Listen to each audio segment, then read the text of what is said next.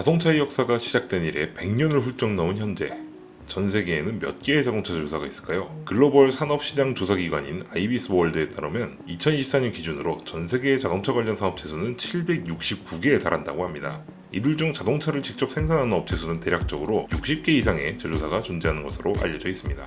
100년이 훌쩍 넘은 인류 자동차 산업의 역사에서는 수많은 기업들의 흥망성쇠가 그 배경에 깔려 있습니다.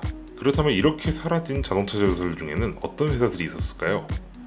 이번 시간에는 미국의 젊은 층들에게 사랑받았던 브랜드 폰티액에 대한 이야기를 짧게 해보려고 합니다. 폰티액은 미국 제너럴 모터스 산하에 있었던 수많은 브랜드 중에 하나입니다. 폰티액은 1926년 세워져 2010년 사라졌는데요. 그만큼 역사가 상당히 긴 브랜드라고 할 수 있습니다. 폰티액은 주로 스포츠카 내지는 고성능 지향의 미국 내수시장용 브랜드로 출발했습니다. 뷰익과 올즈모빌이 구매력 높은 중장년 및 중산층을 겨냥했다고 한다면 폰티액 브랜드는 상대적으로 젊은 층을 겨냥한 브랜드라고 할 수 있었습니다. 그리고 국내에서는 1985년 KBS ETV에서 방영되었던 미국 드라마 전격 Z작전의 인공지능 자동차 키트로 이름을 알린 바 있습니다. 나이트라이더, 위험한 세계에 홀로 나타난 의문의 사나이. 이 차는 폰티액의 스포츠카 파이어보드 트랜스엠을 개조한 것으로 미래지향적이면서 스포티한 외관과 더불어 극중에서는 원격 통신, 인공지능, 자율주행 등 시대를 초월한 기술은 물론 차량을 점프할 수 있게 해주는 터보 부스트 기능으로 깊은 인상을 남겼습니다. 물론 당연하게도 실제 차량에는 이런 기능은 없었지만요. 이 브랜드는 과거 대우자동차가 생산했던 소형차 르망을 통해 국내에도 알려졌었죠. 폰티액의 자동차들은 다른 미국 대중차들에 비해 스포티한 외관 디자인과 스포티한 주행 성향을 보였습니다. 또한 폰티액 엠블럼을 중심으로 하는 대칭형 그릴로 인해 미국 내에서는 빈자의 BMW로 불리기도 했다는 이야기도 있죠. 이러한 역사에서 나타나듯이 폰티액은 그동안 젊은 소비자층에 어필할 수 있는 차량을 꾸준히 만들어왔습니다.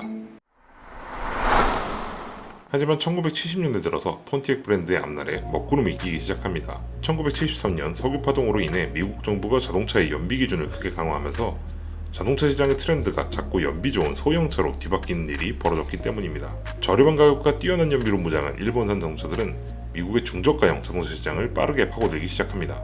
반면에 대형 승용차가 중심이었던 미국의 자동차 제조사들은 급변한 트렌드에 따르기 위해 단기간에 엄청난 자금을 투입하며 체제 전환을 시작합니다. 하지만 이들의 체제 전환 시도는 결과적으로 실패하며 재정 상황을 크게 악화시키게 됩니다. 그리고 이 시기를 전후해서 GM의 경영 일선에서는 제품의 혁신을 이끌었던 디자인 부서의 입김이 약화되고 재무나 회계 부서의 입김이 강해지기 시작합니다. 그리고 이때부터 폰티액의 브랜드 입지는 흔들리기 시작했죠.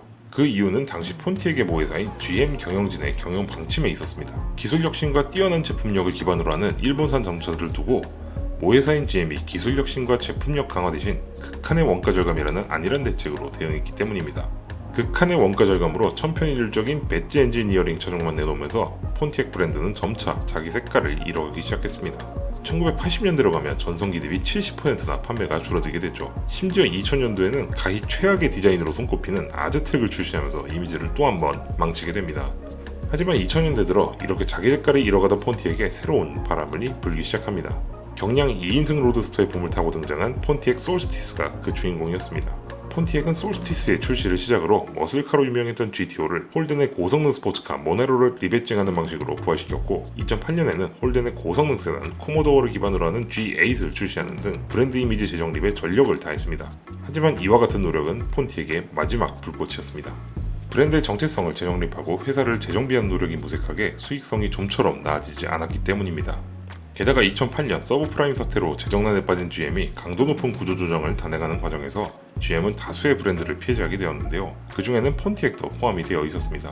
그리고 이렇게 젊고 활기찬 브랜드였던 폰티액은 2010년에 이르러 모든 차량이 단종되고 재고 소진도 마무리되면서 완전히 문을 닫게 됩니다. 다음 시간엔 스웨덴의 자동차 제조사인 사브의 이야기를 다뤄보도록 하겠습니다.